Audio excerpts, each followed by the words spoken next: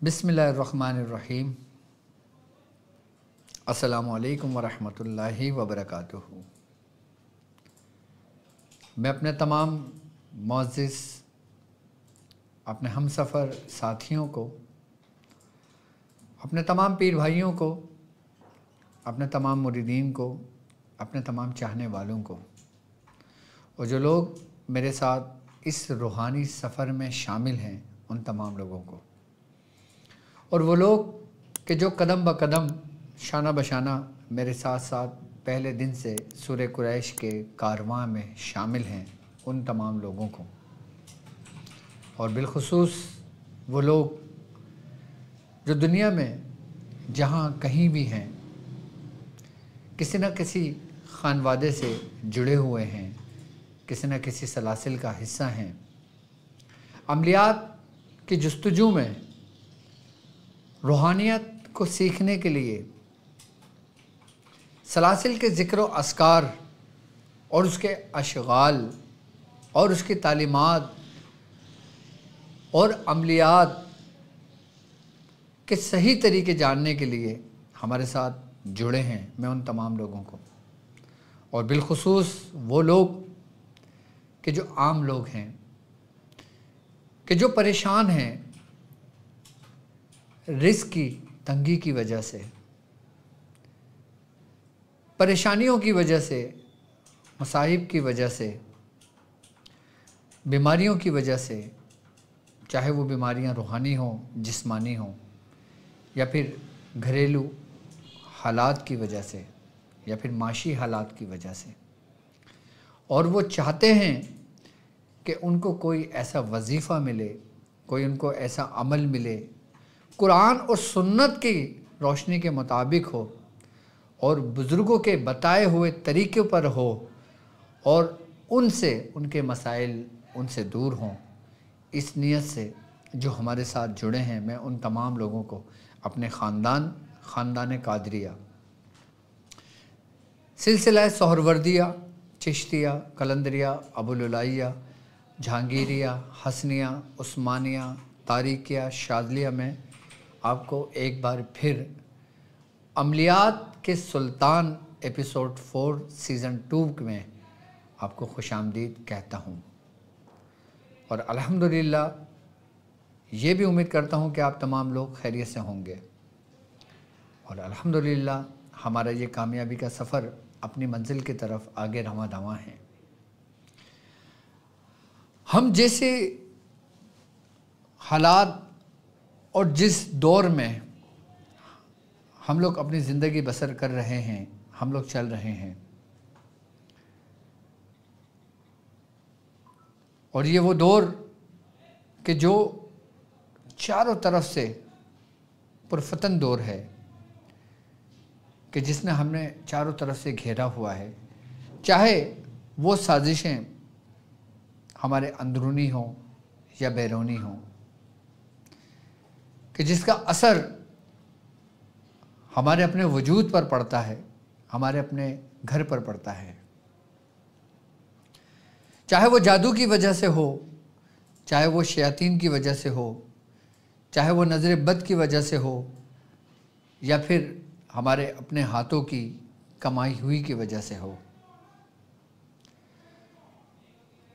तो हर एपिसोड के अंदर मैं आपके लिए कोई ना कोई एक ऐसा ख़ास तरीक़ा, ऐसा ख़ास अमल आप लोगों के लिए मैं लेकर आता हूँ जो हमारे औलिया कराम से मंसूब हैं, जो हमारे बुज़ुर्गान दीन से मंसूब हैं, और जो हमारे पीरो मुर्शिद, हमारे दादा मुर्शिद और उन लोगों से मंसूब हैं कि जिन्होंने अपनी सारी ज़िंदगी दीन की खिदमत में गुजार दी, रूहानियत में गुजार दी, और इस रास्ते पे गुजार दी, और वो लोग मकबूल बारगाह हुए। तो अमलियात के सुल्तान में आज के दिन ऐसा ख़ास अमल मैं आप लोगों की नज़र करूँगा कि ऐसा अमल कि जो हमें निजात देता है हमारे रिस्क की बंदिश से, ऐसा अमल जो हमारे रिस्क के लिए दरवाज़ों को खोल देता है ऐसा अमल कि अगर जादू की वजह से आपके रिस्क में बंदिश हो तो वो खुल जाती है, किसी हासिदीन की हसद की वजह से हो वो खुल जाती है, नज़र बद की वजह से हो तो वो खुल जाती है, या फिर हमारी अपनी कोताहियों की वजह से हो तो वो भी खुल जाती है। तो आज की हमारी जो ट्रांसमिशन है हम उसका आगाज़ करते हैं, उस अमल का आगाज़ करते हैं। सबसे पहले हम ये जानना चाहेंगे कि आज का जो हमारा तरीक़ेकार है वो है रिस्क पर मामूर 4 बुज़ुर्गों से मदद लेने का तरीक़ेकार। वो 4 बुज़ुर्ग कौन से हैं कि जिनसे मदद लेने का तरीक़ेकार मैं आपको बताऊंगा, और इन 4 बुज़ुर्गों की क्या हकीकत है और रूहानियत की दुनिया में इनकी क्या अहमियत है। कोई माने या ना माने, कोई जाने या ना जाने, बेशक रिस्क अल्लाह के इख्तियार में है, बेशक रिस्क के मामलात अल्लाह ही के इख्तियार में है, लेकिन जो रिस्क पर मामूर फरिश्ते हैं, जो रिस्क पर मामूर फरिश्तों के बाद एक तरतीब से चला आ रहा, उन 4 बुज़ुर्गों के सुपर्द है कि जिनकी ख़ास ड्यूटी बाकायदा तौर पे उसकी तकसीम है। क्योंकि अगर हम कायनात के निज़ाम को देखते हैं तो ये एक कुदरत के तहत चल रहा है, यानी कि कानून कुदरत पर चल रहा है, और उस कानून कुदरत में किसी न किसी का इसमें हिस्सा ज़रूर मौजूद होता है। जिसे अल्लाह चाहे उसे अल्लाह तबारक तआला, जिसे अल्लाह चुन लेता है अपने कामों के लिए, वो लोग ख़ास हो जाते हैं।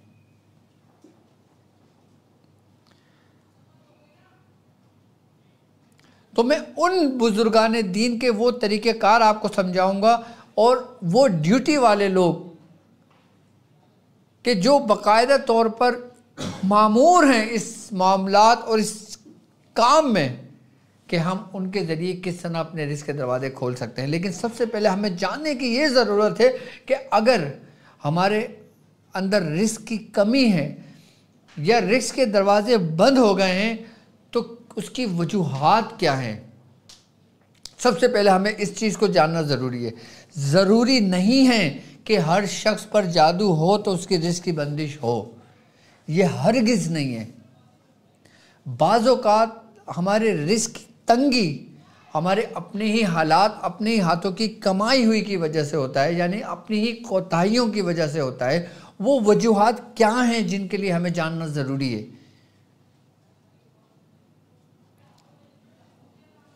इस पे बाकायदा तौर पर तजर्बा करके देखा है मैंने, और मैंने ऐसे लोगों को अगर किसी को तंग दस्त पाया तो जब मैंने उनके हालात देखे, उनको चेक किया, रूहानी तरीके से चेक किया,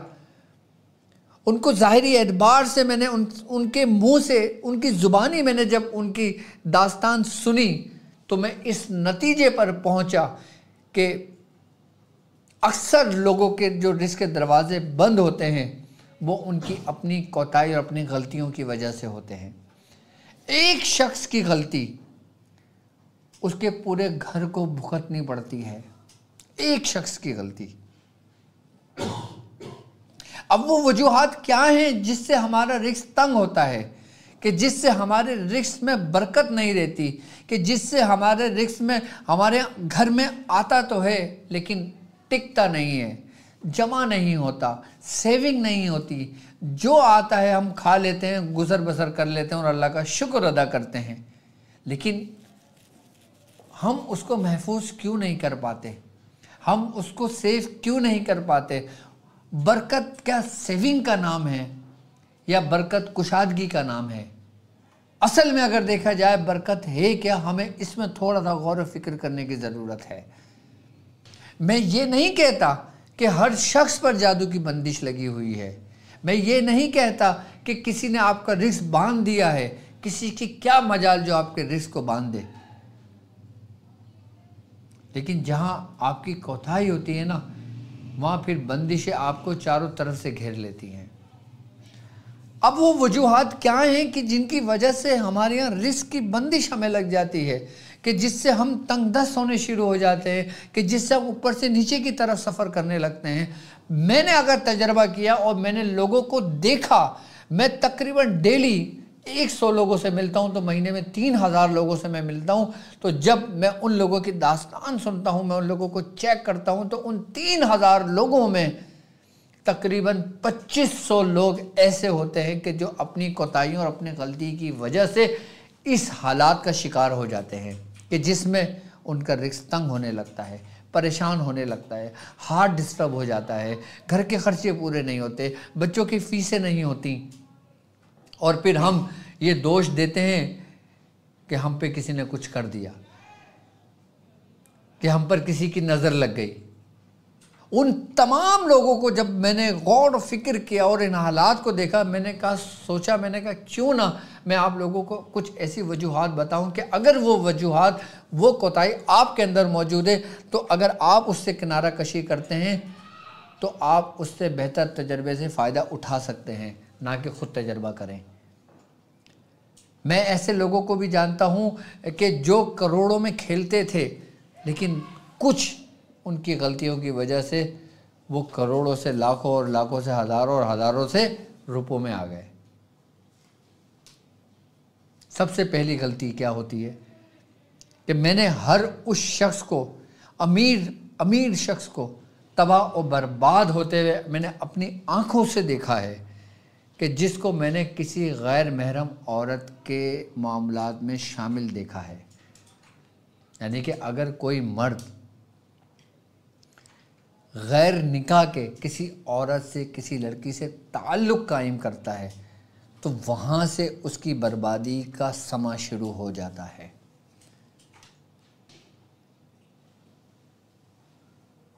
یعنی کہ ایسا طریقہ کار کہ جو غیر شرعی ہو، ناجائز تعلقات جسے کہا جاتا ہے. کہتے ہیں نا کہ جب دولت آتی ہے تو نشہ چڑھتا ہے، پھر انسان کے اوپر ہر چیز اس کو تھالی میں رکھ کے پیش کی جاتی ہے، مطلب اس کو دکھتا ہے دنیاوی اعتبار سے اگر دیکھا جائے تو انسان سب سے غلط قدم اس کا کہاں اٹھتا ہے کہ ناجائز تعلقات کی بنا پر. جب وہ کسی ناجائز تعلق قائم کرتا ہے، وہاں پہ اس کے سمجھ لو کہ بربادی شروع ہو جاتی ہے. اسی لیے ہمارے دین میں یہ ہے کہ تم اپنے پسند کی عورتوں سے نکاح کر لو تاکہ تمہارا رزق تنگ نہ ہو، تمہارے رزق میں کمی نہ ہو. کیونکہ دیکھو، یہاں تک اولیاء کرام فرماتے ہیں کہ اگر تمہارے میں رزق کی کمی ہے، تم ان چکروں میں نہیں ہو، ناجائز تعلق تمہارے کسی کے ساتھ نہیں ہے، پھر بھی تم پریشان حال ہو، تمہارے گھر میں فاقے ہیں، تو تم نکاح کر لو. کہ جب تم نکاح کرتے ہو، کہ جب تم اپنے نکاح میں کسی کو لیتے ہو تو تمہارے لیے رزق کے دروازے کھول دیے جاتے ہیں، راہیں کھول دی جاتی ہیں. وہ کہتے ہیں نا کہ ہم نے اپنے بیٹی کی شادی کری، جس دن سے اس بہو نے ہمارے گھر پہ قدم رکھا ہمارے نصیب کھل گئے. پہلے ہمارا شوہر 50,000 روپے کماتا تھا، آج الحمدللہ 5 لاکھ روپے کما رہے. سب سے بڑی ہماری جو کوتاہی جو میں نے دیکھی ہے لوگوں کے اندر، وہ سب سے بڑی یہی دیکھی. اچھا، اب ایک بات یاد رکھنا، ناجائز تعلق صرف ملاپ کا نام نہیں ہے. ناجائز تعلق صرف ملاپ کا نام نہیں ہے. ہم یہ سمجھتے ہیں نا کہ ہم ملاپ کریں گے تو ہم گناہ گار ہوں گے، اس کے علاوہ ہم فون پہ باتیں کرتے رہیں، اس کے علاوہ ہم قسم کی خرافات باتیں کرتے رہیں، اس کے علاوہ ہم باہر جا کے ہر طریقے سے ملتے رہیں، لیکن ہم ملاپ نہیں کر رہے، باقی ہر کام کر رہے ہیں. تو یہ بھی ناجائز تعلق میں آتا ہے. یہاں سے بھی رزق کی بندش شروع ہوتی ہے آپ کی. اسی لیے کہا جاتا ہے، اس لیے ہمارے دین میں یہ ہے کہ اپنی عورتوں سے کہو کہ اپنی آوازوں کو نیچی رکھیں، اپنی نگاہوں کو نیچی رکھیں. کیوں؟ کیونکہ ہمیں نگاہیں اور اپنی آوازوں کو نیچی رکھنے کا حکم اسی لیے دیا ہے کہ کہیں تم کسی فتنے میں گرفتار نہ ہو جاؤ، کہیں تم کسی وبا میں گرفتار نہ ہو جاؤ، کہ کہیں تم کسی بیماری میں گرفتار نہ ہو جاؤ، کہ کہیں تم مفلسی میں گرفتار نہ ہو جاؤ، کہیں تم تنگ دستی میں گرفتار نہ ہو جاؤ. اسی لیے ہمیں حکم ہے کہ ہم اپنی نگاہوں کو اور اپنی آوازوں کو نیچی رکھیں. اور یہاں تک ہمارے دین کے اندر حکم ہے کہ اگر عورت گھر میں ہے، باہر کوئی دستک ہوتی ہے، مجبوراً عورت کو اگر کچھ کلام کرنا پڑ جائے تو اپنی لہجے کو، اپنی آواز کو سخت کر لے، نرم لہجے میں بات نہ کرے. اگر حکم ہے ہمارے دین میں کہ عورت اگر کسی غیر مرد سے بات کرتی ہے، مجبوراً بات کرتی ہے، ضرورت کے تحت بات کرتی ہے، تو اپنے لہجے کو سخت رکھے کہ سامنے والا کسی غلط فہمی میں مبتلا نہ ہو، کیونکہ خرافات وہیں سے شروع ہوتی ہیں۔ جب سے آپ یہ دیکھیں کہ یہ روٹین بڑی ہے لوگوں کی سوشل میڈیا کے ذریعے، ایک دوسرے سے ملاپ ہوا ہے، چاہے ملاپ نہ ہو لیکن گفتگو کرنا بھی ملاپ کی ایک قسم ہے، تو اس سے بھی ہمارے حالات اور معاملات پہ فرق پڑتا ہے۔ یہ بات نوٹ کریں آپ۔ اگر آپ کسی فعل میں مبتلا ہیں تو آپ اپنے آپ کو وہاں سے نکالیں، نہیں تو آپ نکاح کر لیں۔ اگر آپ چاہتے ہیں کہ اللہ تبارک تعالیٰ نے آپ پر جو نعمت کے دروازے کھولے ہیں وہ بند نہ ہو، وہ نعمت ہمیشہ قائم و دائم رہے آپ کی، تو آپ اپنے اوپر یہ دروازہ بند کر لیں۔ کیونکہ یاد رکھنا کہ شیطان کا سب سے آخری وار جو ہوتا ہے، شیطان کا سب سے آخری وار اور بڑے بڑے بزرگوں پر ہوا، بڑے بڑے اولیاء کرام پر ہوا، بڑے بڑے نیک و متقی پرہیزگاروں پر ہوا، بڑے بڑے درویشوں پر ہوا۔ آپ تاریخ اٹھا کر پڑھ لیں کہ شیطان کا آخری وار عورت ہے۔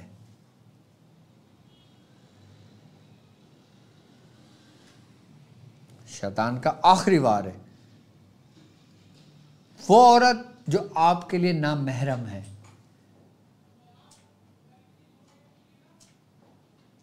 تو یہ وہی وجوہات ہیں کہ جو ہمارے رزق کو کم کرتی ہیں، اور دوسری وجوہات تو پھر وہ ہیں کہ جو سمجھ لیں کہ ہم تک جو پہنچے ہیں، مطلب اس کا تعلق دین سے نہیں ہے لیکن ہمارے کلچر سے ہے۔ جیسے ہمارے بڑے بوڑھے کہتے ہیں کہ بھائی تم اذانوں کے وقت گھر میں جھاڑو نہ دو۔ اب کیوں نہ دو؟ رات کے وقت گھر میں جھاڑو نہ دو، کیوں نہ دو؟ اب اس کی لاجک ہمارے بزرگان سے، ہمارے بڑے لوگ یہ فرماتے ہیں کہ اگر رات کے ٹائم جھاڑو دی جاتی ہے تو اس سے تنگ دستی آتی ہے، یا جھاڑو کھڑے رکھنے سے یا لیٹنے سے یا اس کا رخ چینج کرنے سے اگر ایسا ہو تو اس میں تنگ دستی آتی ہے۔ یا غسل خانے کے اندر جہاں غسل کرنے کی جگہ ہوتی ہے، اگر وہاں پہ آپ نے پیشاب کرا ہے تو وہاں پیشاب کر لینے سے بھی رزق کی تنگی آتی ہے۔ منع کرتے ہیں کہ غسل خانے میں نہیں بلکہ اس جگہ پہ کیا جائے کہ جو اس کی جگہ مخصوصہ ہے، اور کھڑے ہو کے غسل کرنے سے بھی منع کیا گیا ہے۔ یہ صرف مطلب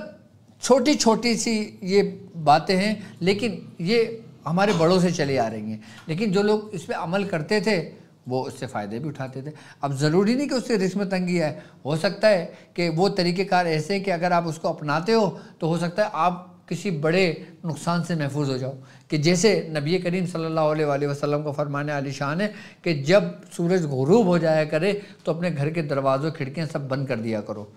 اپنے گھر کے برتن جو ہوتے ہیں اس کو ڈھانپ کے رکھ دیا کرو۔ تو صحابہ نے فرمایا یا رسول اللہ کیوں؟ آپ نے فرمایا کہ اس وقت اللہ کے ایک مخلوق کو کھول دیا جاتا ہے، اس کے دروازے کھول دیے جاتے ہیں، یعنی کہ شیاطین آزاد کر دیے جاتے ہیں۔ اب یہ حضور فرما رہے ہیں، اب بتاؤ سورج غروب ہونے کے بعد کون سا ایسا شخص ہے جو، جتنے لوگ مجھے دیکھ رہے ہیں مجھے سن رہے ہیں، کون اپنے گھر کی کھڑکیاں دروازے بند کرتا ہے؟ کون اپنے گھر کے کھانے کے برتنوں کو اوندھا کر کے رکھتا ہے؟ لیکن حضور نے جو فرمایا وہ حق ہے۔ جب وہ آزاد ہوتے ہیں تو جب وہ گھر کو کھلا دیکھتے ہیں تو پھر وہ گھروں کے اندر داخل ہوتے ہیں۔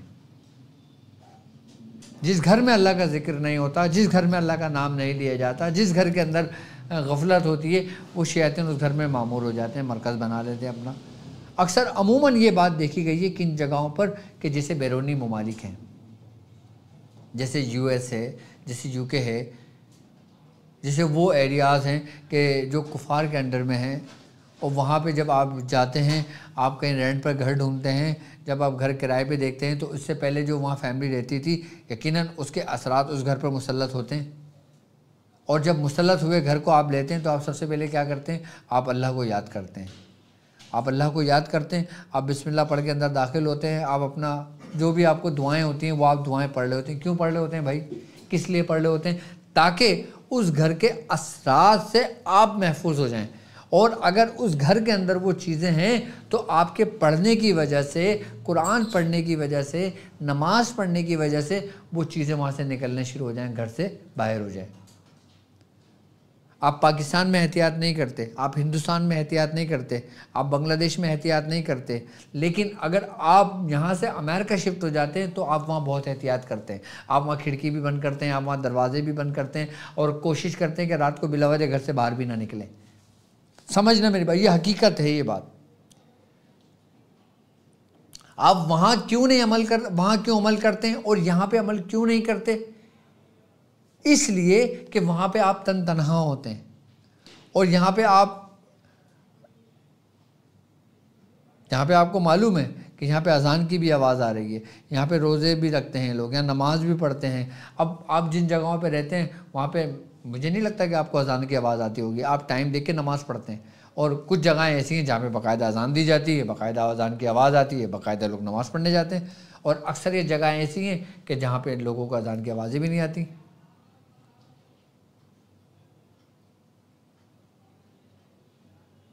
اب میں اپنی بات بتاؤں اور مڈل ایسٹ کی بات بتاؤں، میں جب دبئی گیا کچھ عرصے پہلے کی بات ہے، سال 2 سال ہو گیا ہوگا، تو میں ایک ایسی جگہ پہ ٹھہرا جہاں پہ اذان کی آواز ہی نہیں تھی، تو میں نے ان سے پوچھا، میں نے کہا یار یہاں پہ مسجد قریب میں نہیں ہے کیا؟ جبکہ مسلم شہر، مسلم ملک، پھر ہم ٹائم دیکھ کے نماز پڑھتے تھے نیٹ سے۔ جب یہاں پہ یہ حال ہو سکتا ہے، جو میں نے خود تجربہ کیا، میں نے خود دیکھا، میں نے خود پوچھا، تو پھر ان جگہوں کا کیا حال ہوگا؟ تو یہ وجوہات ہیں کہ جن کی بنا پر ہمارے ہاں ہم لوگ مصیبتوں کے دروازے کھولتے ہیں، اور ایک سب سے بڑی وجہ یہ ہے کہ جب اذان کی آواز آپ کی کانوں میں آئے تو آپ اس اذان کا جواب دیں۔ اگر آپ گفتگو کر رہے ہیں، کسی میٹنگ میں بیٹھے ہوئے ہیں، کسی بچوں کے ساتھ بیٹھے ہوئے ہیں، شور شرابے میں بیٹھے ہوئے ہیں، کوشش کریں تھوڑی دیر کے لیے خاموش ہو جائیں کہ جب تک اذان ہو رہی ہے، دلی میں آپ اذان کا جواب دے لیں۔ اگر آپ اذان کا جواب نہ بھی دے رہے تو خاموشی آپ کے لیے بہتر ہے، ضروری ہے آپ کے لیے، لیکن جواب دینا افضل ہے، بہتر ہے اذان کا۔ ایک احتیاط ہے، میں آپ کو سمجھا رہا ہوں، ایک وجوہات میں آپ کو بتا رہا ہوں کہ جو وجوہات ہیں، جو احتیاط ہیں، کہ جس کی وجہ سے آپ کے معاملات اور آپ کے حالات میں ڈسٹربنس پیدا ہوتی ہے۔ لیکن ان باتوں پہ اگر آپ عمل کرنا شروع کرتے ہو تو آپ ہر چیز سے نکل جاتے ہو، ہر چیز سے نکل جاتے ہو، آپ ہر معاملات اور ہر حالات سے نکلنے شروع ہو جاتے ہو آپ۔ کیوں؟ کیونکہ یہ چھوٹی چھوٹی غلطیاں ہیں۔ ہمارا دین ہمیں بہترین جینے کا طریقہ سکھاتا ہے، اور وہ طریقہ جو سرکار دو عالم صلی اللہ علیہ وآلہ وسلم نے بیان فرما دیا، وہی حق ہے، وہی سچ ہے، وہی ہے، باقی کچھ بھی نہیں ہے۔ دیکھو، کچھ دین کے بارے میں ہمیں اللہ کے نبی نے بتایا، اس کے طریقے اللہ کے نبی نے بتائے۔ کچھ شرعی معاملات میں، فقہی معاملات میں، دینی معاملات میں ہمیں صحابہ کرام سے ملا، کچھ ہمیں اولیاء کرام سے ملا، اور کچھ سلاسل کے جو اولیاء کرام، جو علماء کرام گزرے، کہ جنہوں نے زندگیاں اپنی ریسرچ میں، پڑھنے میں سب کچھ لگا دیا، ان سے ہمیں سیکھنے کو